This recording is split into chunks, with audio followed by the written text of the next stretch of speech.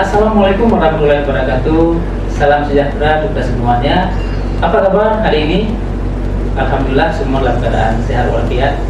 Baik, kita lanjutkan dalam mata kuliah puisi. Kita berjumpa lagi dalam mata kuliah puisi. Di pertemuan kali ini kita akan membahas tentang permasalahan unsur sebuah puisi. Dalam sebuah puisi itu mungkin kalian pernah mendengarkan ada dua unsur.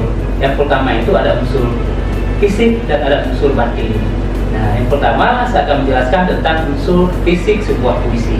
Jadi unsur fisik sebuah puisi ini unsur yang membangun sebuah bentuk puisi, baik dalam penulisan maupun pembacaannya. Di dalam unsur fisik puisi ini ada termasuk dia ciptaan, rima, larik, majas, diksi, dan tipografi. Nah, tahapan yang pertama kita akan membahas tentang unsur ciptaan.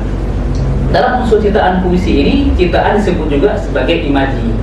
Jadi pada ciptaan ini ada susunan kata-kata dalam puisi yang dikaitkan dengan panca indera manusia seperti penciuman, penglihatan, pendengaran, dan perasa. Nah, kita akan melihat sebuah contoh puisi yang berkaitan dengan ciptaan. Nah, kita akan melihat cinta tak terdengar di kotak suara, tak berjejak di belerung istana. Nah, di sini ada contoh penggalan puisi. Kira-kira yang mana unsur ciptaan di situ? Nah, kita lihat ya, unsur ciptaan di sini ada kata cinta tak terdengar di kotak suara. Nah, ini berkaitan dengan ciptaan pendengaran ya, karena itu ada kata mendengarkan ya. Nah, cinta yang terdengar.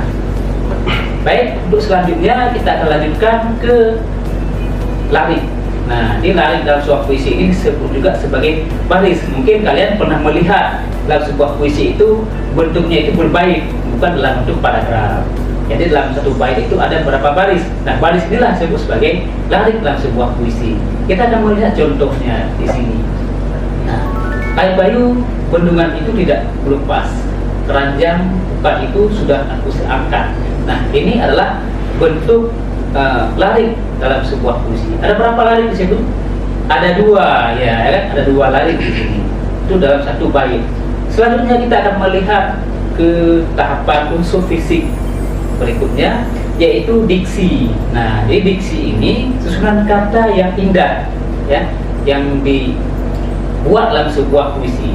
Jadi, ketika kita membuat puisi itu berbeda dengan kita membuat sebuah tulisan prosa, ya. Kalau tulisan prosa itu dia dibuat dalam bentuk paragraf dan kemudian bahasa itu lebih bebas. Tapi dalam sebuah puisi, supaya ada unsur keindahannya, tentu ada kata-kata yang perlu kita pilih supaya lebih indah dan menarik ketika dibaca. Contohnya adalah tak ada kata pertama dalam puisi kita. Kita hanya kompak, seperti kecemplung dalam puas. Nah, jadi ini ada kata-kata dipilih. Mana kata-kata dipilih itu? Yaitu ombak seperti, kan? Nah, itu kata-kata dipilih supaya lebih indah. Satu lagi, kecemplung dalam puas. Nah, itu adalah contoh diksi dalam sebuah puisi. Selanjutnya kita akan membahas tentang majas, ya.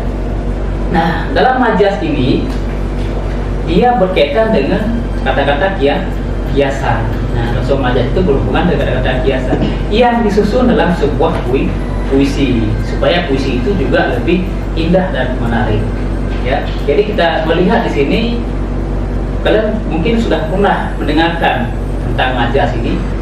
Ya, banyak unsur majas, ya. Ada majas personifikasi, ada majas metafora, ada majas hiperbola, ada majas ironi, dan lain sebagainya. Dan kita akan melihat satu contoh majas di sini. Ya, rembulan menangis memandangku, sayu perih dalam kepiluan yang menyayatkanku. Nah, ini contoh puisi yang mengandung unsur majas. Kira-kira yang mana majas di situ? Ya, majasnya adalah rembulan menangis. Itu kan mengandung unsur-unsur kiasan. Kenapa? Karena ada kata menangis. Bagaimana kita bayangkan rembulan itu bisa menangis? Itu kan hanya perumpamaan, ya. Karena menangis itu hanya dilakukan oleh makhluk hidup, itu manusia. Oke, baik, selanjutnya kita akan menjelaskan tentang rima. Nah, ini rima ini dia itu adalah persamaan bunyi dalam sebuah puisi, ya. Nah, dia berfungsi untuk membangun irama sebuah puisi. Jadi sering kita melihat dalam puisi itu ada bagian kata-kata yang sama, ya, baik itu dia ada di awal kata, di tengah kata, ataupun di akhir kata. Di sini kita dapat sebuah puisi yang menurut unsur 5. Telah aku kupas kulit tanah, selimut darah di sekujur tubuh tunasmu. Telah aku belah batu keras, tambal batu yang menutup jalan. Nah, di situ ada dua kata yang mengandung unsur pengulangan yang sama.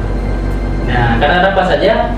Yaitu kata tunasmu dengan akarmu, ya. Itu sama-sama menggunakan kata mu di akhirnya. Itu yang dinamakan dengan rima dalam sebuah puisi. Selanjutnya kita akan melihat tahapan yang terakhir, itu berkaitan dengan tipografi. Nah, di tipografi ini adalah aspek bentuk visual pada sebuah puisi. Kita melihat dalam puisi itu ada banyak bentuk.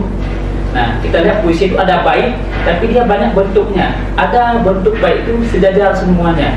Ada bentuk puisi yang bentuk baitnya itu bait pertama di bagian awal, bait kedua masuk ke tengah, ya. Nah, ada juga bentuk puisi yang dibuat dalam bentuk lambang, ya kan? Nah, dia lambang, ada garis di tengahnya, kemudian dia bergeser.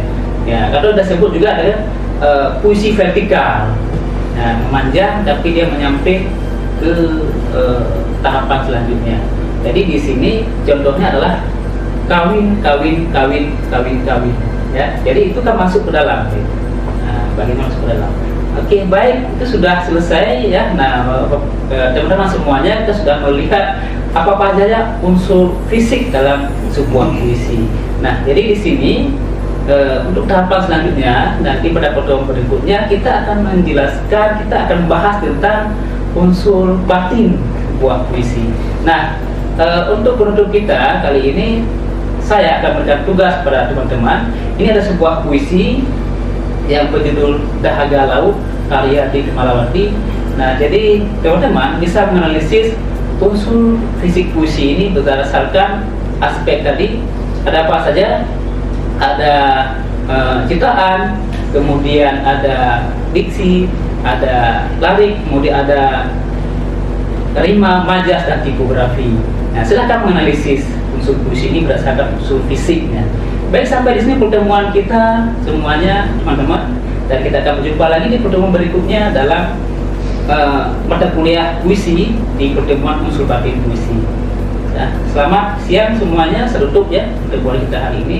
Assalamualaikum warahmatullahi wabarakatuh.